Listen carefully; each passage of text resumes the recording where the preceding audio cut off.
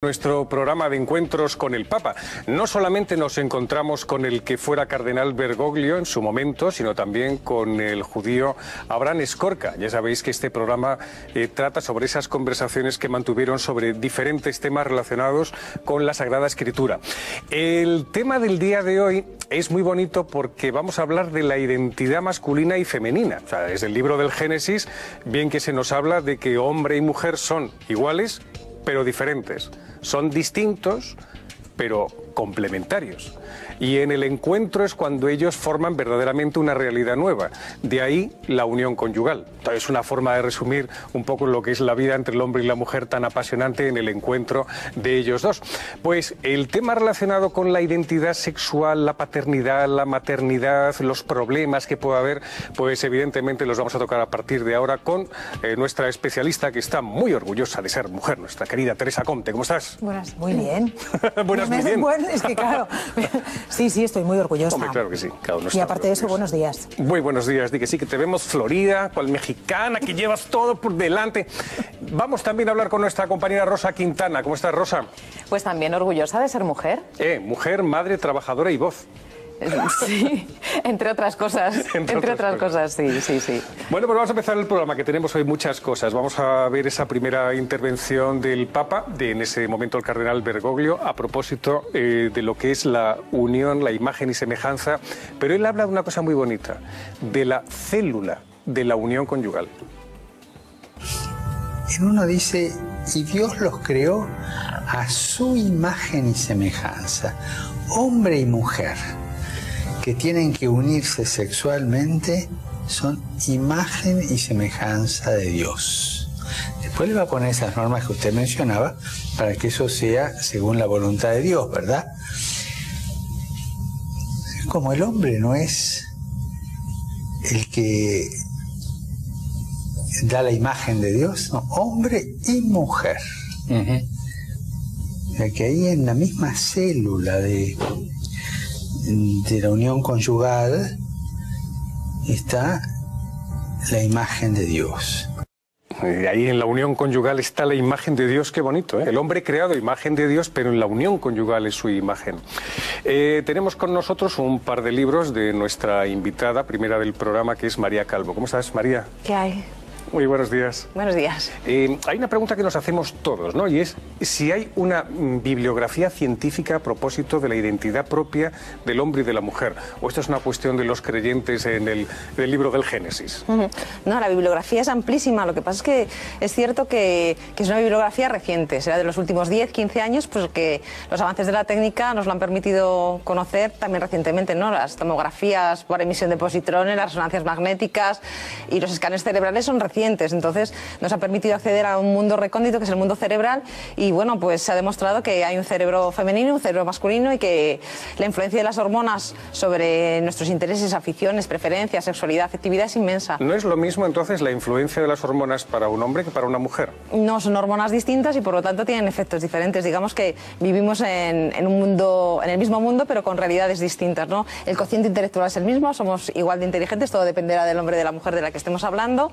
Las metas que podemos alcanzar son las mismas, pero seguramente la motivación que nos lleva a esas metas es muy diferente. Y como dice una neuróloga, Sandra Whittelson, que fue famosa en la década de los 90 porque manejó el cerebro de Einstein, las estrategias cognitivas que utilizan hombres y mujeres son distintas. ¿En qué somos radicalmente diferentes? En la forma de ver la vida, sencillamente, algo tan sencillo como eso. Digamos que tenemos un color de gafas puesto diferente. Podemos incluso interpretar en una discusión, interpretar palabras, frases, tonos de manera muy distinta. Somos distintos incluso con escáneres cerebrales, se ha demostrado, somos distintos o vemos de forma diferente los colores. Entonces, bueno, ¿para qué nos vamos a pelear por el color de la pared si lo vemos de forma diferente? Teresa, vamos a ver, ¿de qué color es la mesa? Tiempo. Blanca. No, perdona, pero no. Bueno, es sí. Un blanco roto. No, esto no es un blanco roto, sería un blanco hielo. Vamos a ponernos... Me encanta. Es un blanco hielo. Sí, un blanco hielo tirando a grisáceo, pero no roto. Me dejas de es lo que mismo. No, de lo del Pantone no tenéis ni idea. Del Pantone no sabemos. ¿Y por qué entonces se nos está colando todo esto de la ideología de género? No lo entiendo. Es decir, ¿por qué esta capacidad de hacer flexible el tema de el hombre, la mujer, no hay una identidad propia, no hay una sexualidad propia y se nos está metiendo de una forma no organizada, que es lo peor, ¿no? Sí, es cierto. Es verdad que efectivamente los ideólogos de género pretenden hacernos creer que no hay diferencias biológicas, que salvo las diferencias exteriores, lo que es el sexo físico, no hay una feminidad o una masculinidad de nacimiento biológica natural, sino que la feminidad y la masculinidad son construcciones sociales que se deben a la educación, a la crianza, a la cultura. Es decir, que nosotros hacemos femeninas a las niñas porque las educamos como niñas y hacemos masculinos a los niños, ¿no? Entonces ellos lo que exigen en nombre de la libertad es permitir que esos niños y esas niñas crezcan como seres neutros sexualmente y que sean ellos los que elijan la orientación sexual que quieren. Con lo cual entonces sí que habría que poder enseñar a los niños desde el principio a ser, si son chicos, a ser chicos o chicas, pero eso habría... no sé si eso lo dice la ideología de género, si alguno de los libros lo comparten, pero entonces habría que enseñarlo. O sea, habría que enseñar el decir, tú puedes optar, esto es un elemento cultural. Efectivamente, eso es lo que están haciendo en las escuelas, de hecho. Están introduciéndolo en ciertos centros públicos desde muy pequeñitos, desde que están en infantil, introduciéndoles la idea de que, bueno, de que ellos, abstracción hecha de su aspecto físico, pueden tener una tendencia sexual hacia las niñas, hacia los niños, y además eso es modificable a lo largo de la vida, es decir, tú puedes construirte y deconstruirte según la libertad y según lo que te exija tus apetencias, tus emociones en cada momento de la vida. Digamos que están muy influenciadas por el relativismo, están muy influenciadas por el emotivismo, es decir, los deseos de uno. Cuando afloren, digamos que es lo que hay que dar satisfacciones a los deseos que uno quiere. Fíjate que yo he pensado muchas veces, Teresa, el tema de... Cuando una persona es un chaval, cuando un crío de 14 o 15 años no siente a lo mejor una atracción física por alguien, sino sencillamente le ve como un tipo interesante de su mismo sexo que le quiere seguir porque le parece admirable o digno de admiración. Y eso se confunde mucho y no tiene a nadie que le diga que lo que siente no es nada sexual.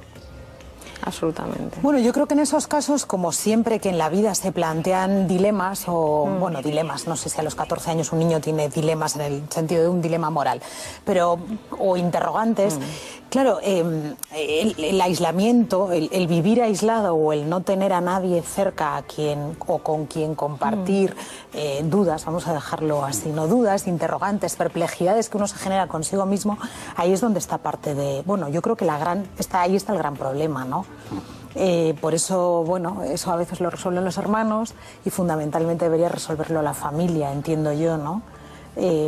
Lo que pasa es que es verdad que cuando eso tiene desde fuera del ámbito familiar, tiene una respuesta predeterminada, que es un poco lo que María estaba planteando, que en nuestro mundo es verdad que a esas cuestiones que son absolutamente naturales se les da muchas veces respuestas predeterminadas que acaban orientando la conducta de los niños, pues ahí es donde se produce al fin y al cabo un determinismo, ¿no? Porque no hay tampoco libertad para indagar sobre lo que me está pasando, ¿no? Y sobre todo no hay confianza para compartir aquello que me está pasando. De ahí que los padres, como dices tú, sea como el elemento básico para tener esa confianza y en ese ámbito poderlo hablar con naturalidad. Atención que vamos con un libro de la Sagrada Escritura que es una maravilla, que ha sido fuente para San Juan de la Cruz y para muchísimos otros, que es el Cantar de los Cantares. Rosa, ¿qué dice Escorca a propósito del Cantar de los Cantares? Uno de los relatos de la Biblia en el que se refleja la unión entre un hombre y una mujer a través de la sexualidad, el Cantar de los Cantares. En este texto bíblico, la sexualidad se muestra como algo bueno y hermoso que inventó Dios para la relación entre el hombre y la mujer. Referencia no solamente para los cristianos, sino también para los judíos. Así lo explica el rabino.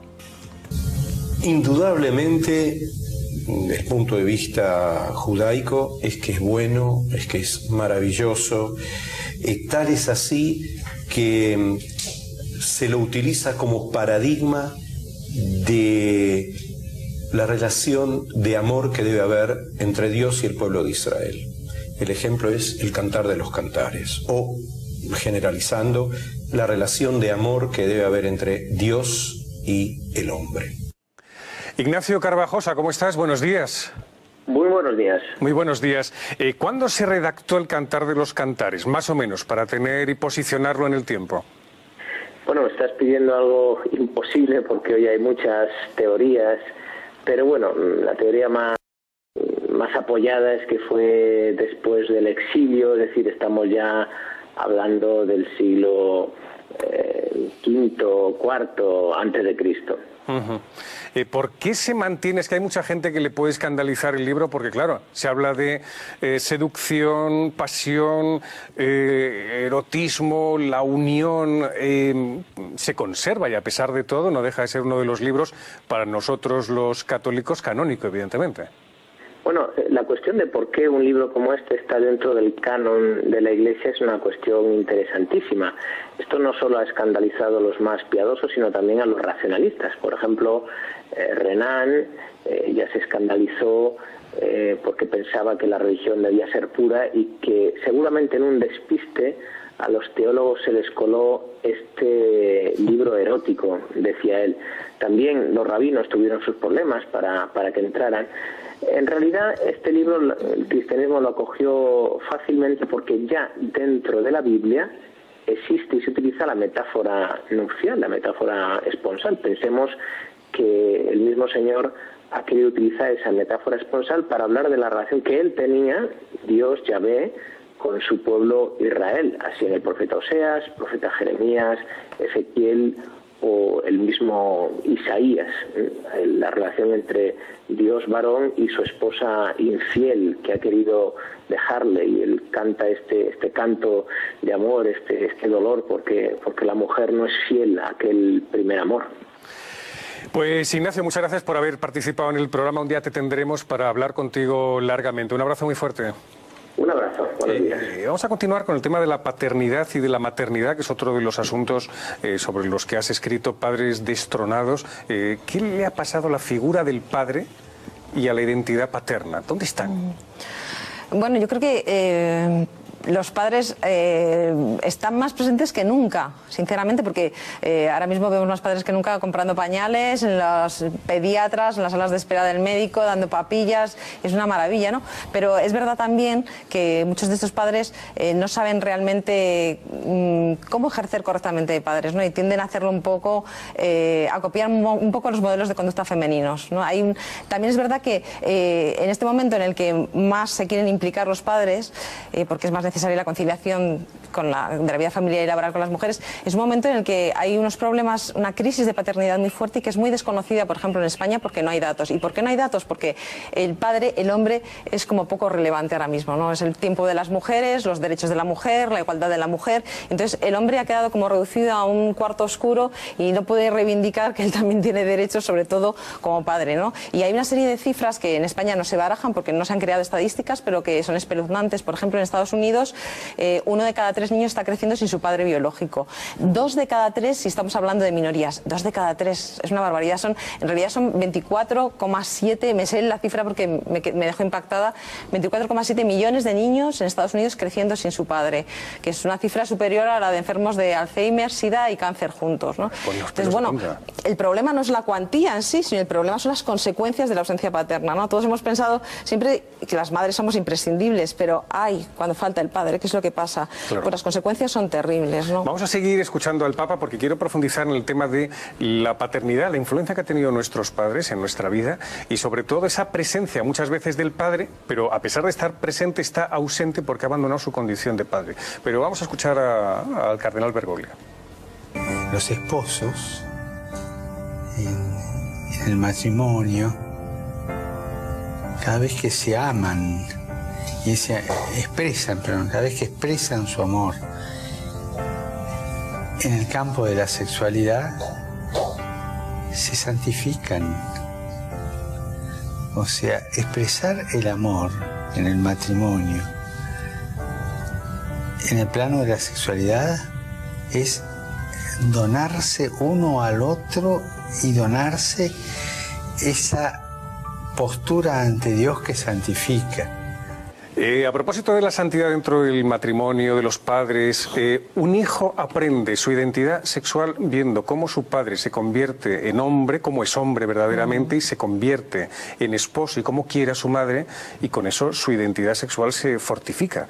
Y cómo ve a su madre y cómo ama a su padre y de esa manera él dice, es un modelo de mujer, de madre, de sexualidad femenina, ¿no? Sí, es que la familia la familia educa la identidad. sin lugar a dudas, igual que educa la sensación, ¿no? La convicción de pertenencia a una comunidad amplia, que además trasciende la historia del presente porque es intergeneracional. La familia también educa la identidad personal, es una escuela de identidad personal, sin lugar a dudas.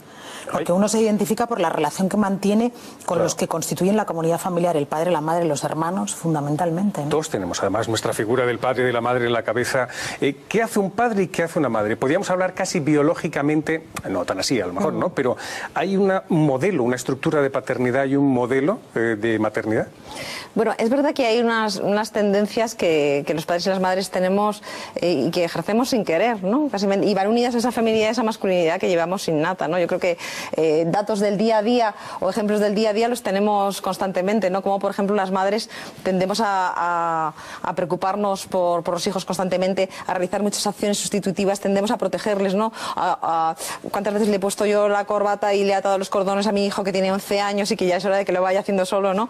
Y sin embargo los padres es verdad que tienden a darles más autonomía, más independencia, a que hagan ellos solos las cosas, ¿no? Por ejemplo, hay una estadística muy bonita que demuestra que cuando a un niño se le cae un tenedor al suelo, el 90% de las veces la madre se lo coge del suelo, sí. Mientras que los padres normalmente dicen, cógelo tú, ¿no? Entonces, bueno... Es más sensato, por otra parte, ¿no? Sí.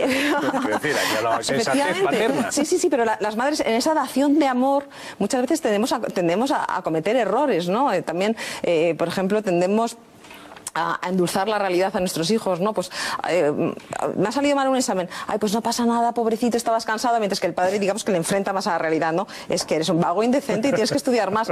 Entonces, bueno, pues ni es bueno solamente la dulzura femenina, ni es bueno tampoco, digamos, la actitud del padre por sí sola, pero juntos llegan a un equilibrio que es muy favorecedor precisamente para ese equilibrio personal del niño, ¿no? Qué importante la presencia del padre y de la madre, como veis en todos los datos que nos da María. Por cierto, en el programa en el que Escorca y Bergoglio hablaban, se tocó un asunto que puede resultarnos a nosotros, yo diría que chocante, pero me gustaría profundizar un poco. Porque los judíos hablan de que hay determinados alimentos, comidas que son impuras. Algo así decía, ¿no? Que había cosas, animales que no se pueden comer, Rosa. Te cuento. En la Torá judía o el Pentateuco cristiano aparece una distinción de los alimentos que puede el hombre comer o no. Los animales permitidos tenían que ser, por ejemplo, los rumiantes de pezuña partida y los prohibidos. Los animales rapaces es el símil que Escorca utiliza para explicar cómo el hombre no puede limitarse a saciar sus instintos sin más. Diferenciar, aprender a diferenciar entre el animal puro y el impuro. En una palabra, la ingesta es una condición necesaria del hombre. Sin comer y sin darnos cierto gusto para comer, no podemos subsistir. Pero cuidado, la comida, el instinto debe ser refinado, no podés comer todo. La idea, ¿por qué no se puede comer todo? La idea es, antes de comer, saber refrenar, aprender a través de este instinto primario qué significa refrenar los instintos y después no hacer con los instintos lo que se nos da la gana. Ya, a pesar de todo hay animales que no se pueden comer porque viene la Sagrada Escritura. Beatriz Ozores, buenos días. Buenos días, Javier. El código de conducta, digamos, a la hora de enfrentarnos a la comida, a los alimentos, es muy distinto para los judíos que para los cristianos. Efectivamente. Porque nosotros comemos de todo y todo, o sea, no mucho, o sea, tampoco hace falta ponerse como una vaca cristiana, pero se puede comer todo. Sí, efectivamente, Javier, se puede comer todo y ya lo dijo nuestro Señor Jesucristo, lo tenemos en el Evangelio de San Marcos. Él le dice a sus discípulos que nada hay fuera del hombre que al entrar en él pueda hacerlo impuro. Las cosas que salen del hombre, esas son las que hacen impuro al hombre. Así lo dijo él, por lo tanto, en el cristianismo podemos comer todos los alimentos. Lo que pasa es que a lo mejor hay determinados alimentos o hay determinadas sustancias que uno puede ingerir, que puede tomar y que a lo mejor de por sí pueden traicionar al ser humano. No sé, me refiero a las drogas o a otro tipo de elementos o al tabaco mismo, que tú lo estás inhalando y oye, te está haciendo daño de por sí. Eso, la Iglesia, ¿qué es lo que dice frente a estos temas? Bueno, vamos a ver, yo eso no lo consideraría propiamente como alimentos. De hecho, cuando Jesucristo habló así a sus discípulos, cuando más tarde estuvieron a solas con él, sus discípulos le preguntaron al Señor que qué significaba realmente lo que acaba de decir, porque ellos eran judíos y para ellos lo que estaba diciendo Cristo era ir contra la ley de Moisés. Y Jesucristo les respondió y les dijo: así que también vosotros sois incapaces de entender. ¿No sabéis que todo lo que entra en el hombre desde fuera no puede hacerlo impuro, porque no entra en su corazón, sino en el vientre y va a la cloaca? De este modo declaraba puros todos los alimentos. Por lo tanto, Jesucristo declara todos los alimentos puros. Otra cosa son, por ejemplo, la droga que me acabas de mencionar. Claro. Eso no es un alimento. O, por ejemplo, algunas bebidas, alcohólicas, no son alimentos.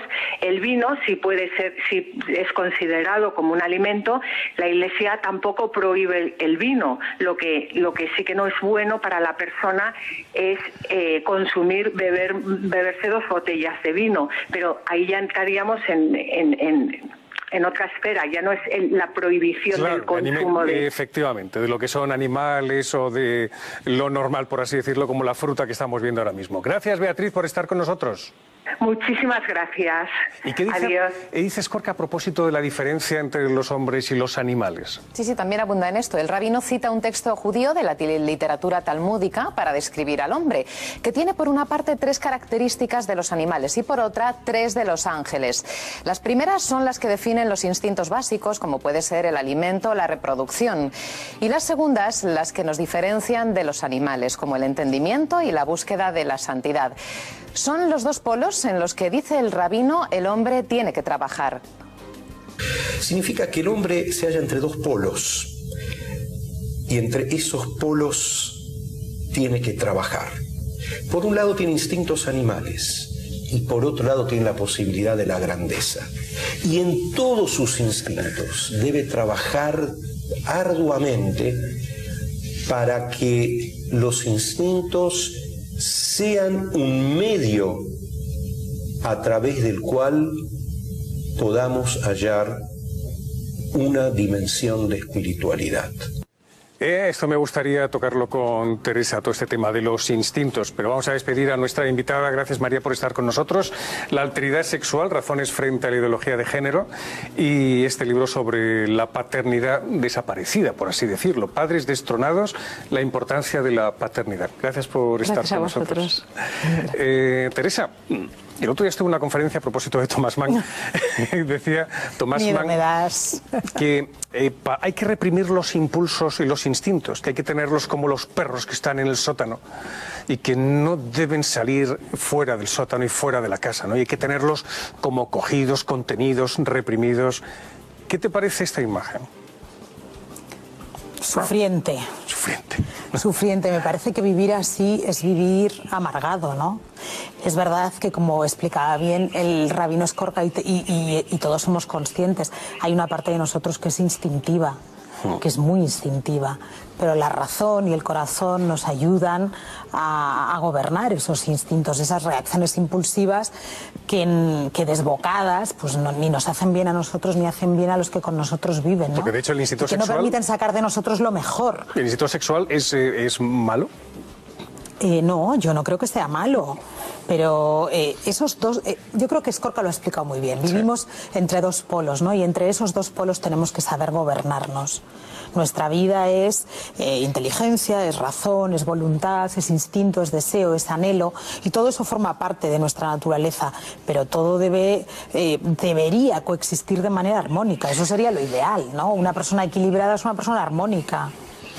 Vamos ahora con un tema relacionado con el instinto sexual, convertido prácticamente en un mercado y en una historia de degeneración brutal de la mujer, de los hombres y todavía más desagradable de los niños. Los datos son: más de 50.000 niñas menores de 15 años, 100.000 menores de 18 años son sometidas al tráfico de la esclavitud sexual.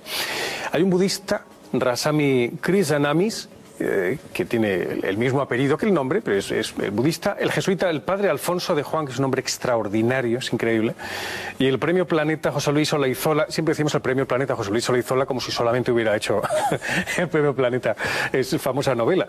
Y han hecho una ONG artesanal y familiar con gastos cero que se llama Somos Uno. José Luis, ¿cómo estás?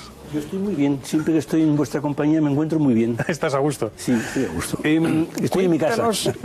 Cuéntanos qué es esto del Somos Uno.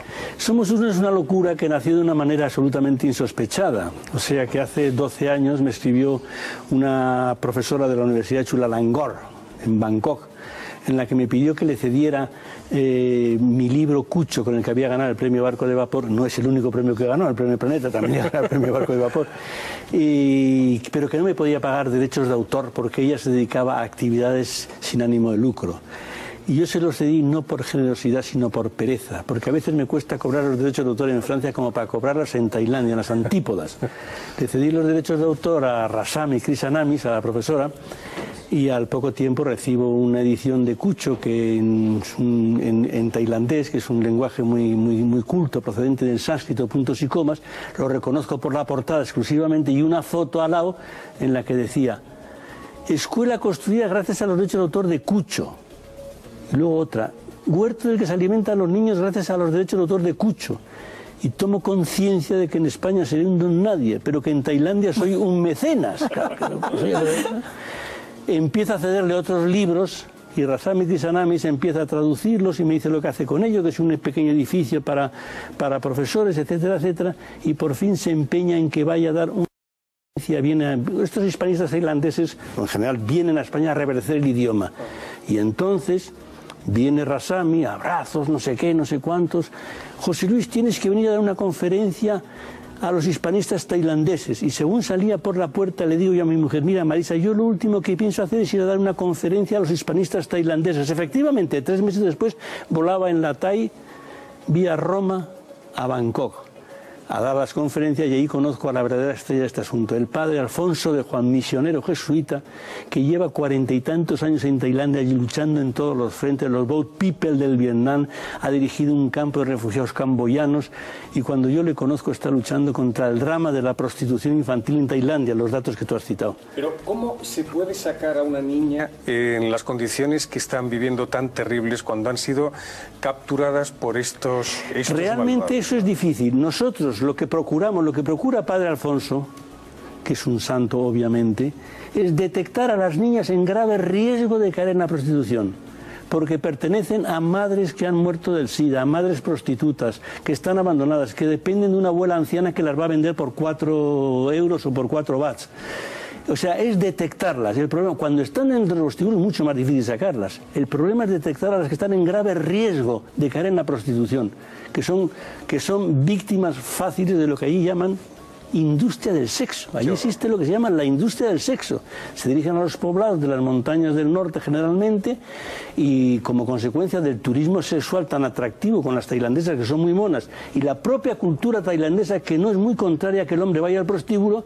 Y encima los chinos, que creen que si desvirgan a una mujer encima obtienen determinadas ventajas, se crea un caos total y absoluto que crea eso, las 50.000 niñas menores de 14 años que están... O sea, el problema es detectarlas y obviamente tener la mano izquierda y tener la ayuda de los ángeles custodios, eso lo dice Padre Alfonso, para lograr que estas niñas no lleguen a entrar en la prostitución. Porque ahí están quienes son médicos, enfermeros, hay profesores... Sí, no, claro. Hay un equipo de voluntarios, que le van detectando a Alfonso, le van detectando un colegio, una niña que se ha quedado huérfana, que depende de una abuela anciana. Las abuelas son peligrosísimas, fíjate, pues es triste, pues así. ¿Ah, sí? Sí. ¿Por qué? Porque las abuelas, porque son las que facilitan. Porque las abuelas son muy mayores, creen que hay una niña que puede ayudarles a salir adelante, porque se dejan engañar, porque dicen que las van a llevar a Bangkok para servir en el servicio doméstico. Mentira, las van a llevar a los prostíbulos, claro. Se dejan engañar, es un misterio, pero yo precisamente en mi novela La niña en la Rosal planteo una abuela que vende a su nieta, claro, es así, que es una situación real. Tú tuviste una historia con una tal Ama, cuéntanos que... Pues es una niña que a mí me impresionó mucho, porque en el primer viaje que hice a Tailandia, luego he tenido que hacer varios, como es lógico, pues esta niña había quemado el prostíbulo en el que estaba con tal de que con ella muriesen todos los que la estaban explotando. había quemado el prostíbulo. Y claro, realmente la niña no murió, etcétera, etcétera. Llegaban a tiempo quizá de apagarlo, eso ya no lo sé muy bien, pero verdaderamente es una situación auténticamente dramática de que una niña... Es que estas niñas resulta que acaban perdiendo todo sentido de la dignidad, son presas del SIDA y están absolutamente perdidas. Porque claro, es que entre otras cosas, cuando las venden a los prostíbulos de Bangkok o de Pattaya, no conocen ni el idioma, se manejan en el dialecto de las montañas, no se pueden defender en absoluto, son víctimas propicias para toda clase de atrocidades. Es terrible. Fijaos que vamos a ver un corte del cardenal Bergoglio a propósito de cuando él echó un vistazo, parece que cuenta cuando él estaba en Alemania, no sé, y estaba estudiando y tal, y de repente echó un vistazo a lo que eran anuncios sobre turismo sexual. Es brutal, lo oímos. Me acuerdo cuando estudiaba en Alemania que una vez por semana salía un diario, no me acuerdo si era el Allgemeine Zeitung o el Frankfurter Zeitung, no me acuerdo cuál era, con un suplemento enorme de turismo, porque a los alemanes les gusta mucho el turismo bien hecho, ¿no? Y había varias propuestas, compañías que proponían turismo sexual, incluso con menores, en el sudeste asiático, etcétera, ¿no es cierto? O sea, es un objeto de consumo lo sexual, ¿ya? ¿Por qué? Porque se genitalizó, ¿no? Tremendo, ¿eh? ¿Cuántas niñas han sido escolarizadas ya? Pues nosotros tenemos la suerte de haber escolarizado a cerca de 2.000 niñas, de las cuales, toma nota, 200 están ya en la universidad. O sea, ya tenemos niñas en la universidad. Claro, el que una de las niñas de los arrozales de Camboya o del norte de Tailandia, lo más ínfimo de la sociedad tailandesa, carne de prostíbulo, entre en la universidad, es, como dice el padre Alfonso, cambiar el mundo. Poco a poco, pues cambiar el mundo. Claro. Eso sí, estas niñas, efectivamente, estas niñas nuestras que salen ya... Por ejemplo, yo la última vez que estuve en Tailandia, fuimos a visitar a una de nuestras... Yo siempre voy con mi intérprete, que es Rasami Krishanamis, como es lógico. Fui a visitar a una de nuestras niñas que acaba de terminar el bachiller. Y le pregunté en una cabaña infecta, que dependía de una tía, que había que tener mucho cuidado con la tía, lo que hacía con la niña. Y le pregunté, ¿y tú ahora qué piensas estudiar? Dice, yo voy a estudiar, profesora, para hacer a los demás partícipes de lo mucho que yo he recibido. O sea, que son conscientes del beneficio que tienen con una beca de padre Alfonso y por lo tanto ya se convierten en colaboradoras nuestras. Claro. Y de algún modo se está creando un clima de que no se puede consentir el... Por ejemplo, incluso ya hay leyes un poco contrarias. Se hace la vista gorda con el turismo sexual, ¿no? O sea, ya... Ese es el poco drama a que poco está ahí de vamos fondo. haciendo algo. Lo que pasa es que vamos a también a no cambiar, digamos, el tercio, pero es verdad que la violencia contra la mujer no solamente está en estos países exóticos, tanto del este como si nos vamos al otro lado del charco, sino que nos los encontramos aquí en Occidente. María José, ¿cómo estás? Muy buenos días. Buenos días, muy bien, gracias. ¿Cómo trabaja la Iglesia en los temas relacionados con la violencia a la mujer? ¿O cuál sería el término también más adecuado a la hora de hacerte la pregunta? ¿Qué es violencia machista, violencia contra la mujer o violencia doméstica que, digamos, engloba, es mucho más amplio? Bueno, pues en este sentido yo lo calificaría de violencia doméstica, porque nosotros en el Centro de Orientación Familiar Nazaret tenemos casos de violencia tanto contra la mujer como contra el hombre. ¿Y cómo se trabaja? Es decir, ¿qué es lo que se hace para intentar pues que las cosas, la sangre no vaya al río? Sí, claro, es un tema delicado. Lo más importante es la acogida. Hay que transmitir confianza y seguridad, insistiendo en la confidencialidad. Después pues hay una escucha de manera paciente, atenta y activa, y sobre todo creer lo que te está contando esa persona. Una vez que se tienen esos datos y bueno, esa acogida, pues se informa a la persona de las alternativas que hay, por supuesto, dependiendo de los casos, porque a veces ya han venido estas personas reconociendo un maltrato anterior pasado hace muchos años. Y bueno, pues hay que valorar si en ese momento hay que ir a comisaría o porque es un hecho pasado y ya no hace falta, atender servicios sociales, tanto municipales como la Comunidad de Madrid, o bueno, cada caso es personalísimo. También hay casos de acogida, programas de asistencia, en fin. Ahí la Iglesia se está implicando también, que mucha gente desconoce la labor que se va haciendo también desde los centros de orientación familiar. Sí. María José, muchas gracias por haber estado con nosotros y gracias por la labor que realizas. Gracias, un saludo a todos. Despedimos también a nuestro invitado y sobre todo recordando que el sábado 20 de diciembre va a haber una gala en Madrid con la bailaora Pilar Domínguez y la Escuela de Danza. Con los fondos se van a dedicar íntegramente a la lucha contra la prostitución en Tailandia. Enhorabuena por esa iniciativa, como dices tú, tan familiar, pero que desde luego se va construyendo. Pues mira, eso como somos cristianos, el Señor va entregando allí su fuerza para dar dignidad al ser humano y tirarla hacia arriba, a volar como las águilas. Un abrazo muy fuerte. Muchas gracias por vuestra compañía.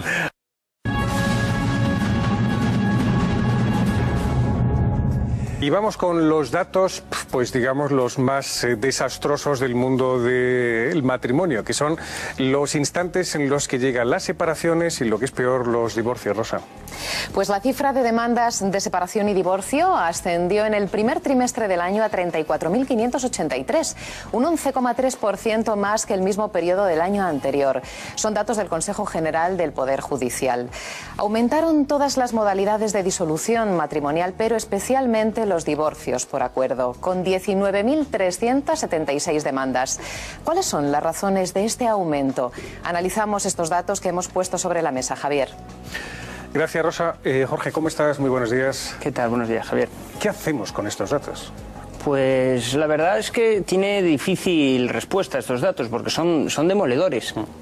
También hay otra encuesta que España es el quinto país en el que se producen más divorcios dentro de la Unión Europea, solo por detrás de Francia, Reino Unido y Alemania.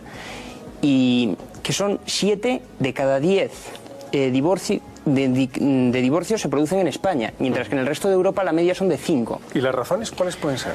Pues yo creo que sobre todo se debe a raíz de la reforma que hubo en el año 2005, que se ha desconfigurado la idea de matrimonio. Entonces, se ha desvirtuado lo que es el matrimonio, la institución como tal, y eso ha llevado sobre todo a que sea mucho más fácil coger y divorciarse, sin plantearte verdaderamente de por qué te casas, por qué te habías casado y las consecuencias que eso va a tener. Porque lo que la gente no se plantea es que detrás de cada divorcio hay un verdadero drama, porque hay un fracaso, por un lado, personal por parte de los padres, y en muchos casos se produce un desgarro para los hijos, sobre todo cuando se produce en edades pues de una edad pues que son fácilmente influenciables. ¿Y crees que hay una defensa jurídica del matrimonio tal y como están las leyes ahora? No, porque vuelvo a lo mismo, se ha desfigurado completamente la institución del matrimonio. Entonces, claro, nos tendríamos que volver a plantear, o el legislador se tenía que volver a plantear qué verdaderamente es el matrimonio. Porque se han incluido una serie de figuras dentro del mismo que en realidad a lo mejor se deberían haber ido por otro tipo de regulación. Dato escalofriante que nos dijo Benedicto XVI en su momento. Comentaba él que casi la mitad de los matrimonios tenían que ser considerados nulos, que hace falta una auténtica preparación para casarse, que si no luego vienen las causas de nulidad que son como los champiñones en otoño, ¿no? que van fluyendo como los perros que van corriendo. Bueno, yo creo que hay que tomárselo en serio, ¿no? Esto es una cosa seria. Muy seria, y que no es un mero contrato que hoy firmo y que no me vincula. Jorge hablaba de la ley. El preámbulo de la ley es horroroso. O sea, en el preámbulo de esa ley del año 2005 se viene a decir que la libertad de la persona, en el fondo, puede materializarse o se materializa por la vía de la ausencia del vínculo matrimonial. E incluso ese preámbulo sostiene que la primera ley del divorcio fue un paso intermedio, ¿no? Como un mal menor, pero que hay que llegar de verdad a la garantía última de la libertad del individuo. Entonces, claro, pensar en una unidad de dos y plantearla en términos de desvinculación, es que es un contra Dios, no es un sin Dios, no sé si queda muy bien la expresión, pero es que es irracional además. Y voy más allá, la propia exposición de motivos reconoce el derecho a separarse. Claro. Por lo tanto, ya te está dando un derecho. Y entonces tú verdaderamente cuando quieres contraer matrimonio, por eso decíamos, el legislador debe de volver a plantearse la forma de regular el matrimonio. Quizás debería copiar mucho del legislador canónico, porque el legislador canónico sí que tiene una regulación relativa a los consentimientos, sobre todo los requisitos subjetivos, ¿no?, que es tener uso de razón, madurez de juicio y libertad interna, sobre todo la madurez de juicio, que incide ese canon 1095, que te hace hacer una ponderación de lo que es el matrimonio, en segundo lugar, de las consecuencias que tiene, y en tercer lugar, si verdaderamente quieres o no quieres llevar a cabo el matrimonio. Entonces, es que yo creo, sí, hasta qué punto están los novios enterados verdaderamente de las responsabilidades que tienen.